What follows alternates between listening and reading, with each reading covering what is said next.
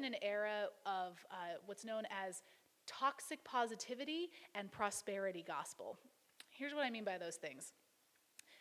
In Christianity in America, especially in the last, we're going to call it 100 years, there's been a rise of saying that if something's wrong in your life, it's because you don't have a good attitude about it or because you're not praying the right way, right?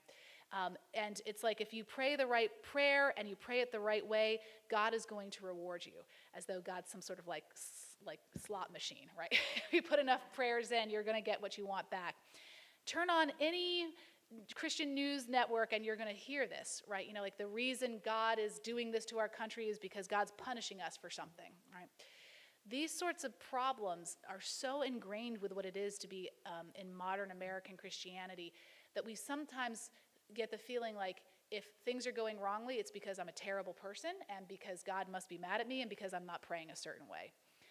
There's nothing in the biblical tradition that actually supports this theology. It's a heresy. I'm happy to have my bishop hear me say that. that absolutely is heresy. And what the problem with it is that it supports the mindset that you have to do this alone, right? Like if you don't have the right prayer, God's not going to like you, so you might as well not try, right? Gratitude does the exact opposite thing. Gratitude says that you are able to be with God every single day in whatever way the Spirit is showing up for you and saying, okay, today I am going to see this particular piece as being a part of the whole story of where gratitude lies in my life.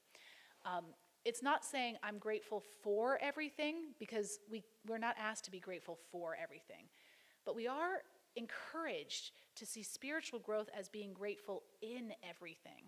Right? Do you see the difference? To be grateful in everything, even when we can't be grateful for everything.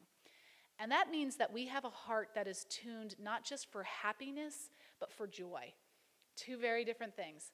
Happiness can be very fleeting and be circumstantial. What makes you happy one minute may not make you happy the next. But joy is a practice that you have spent time with God such that God and the Spirit has done enough work on you that even in all things you can somehow find an alleluia even in the mix of grief.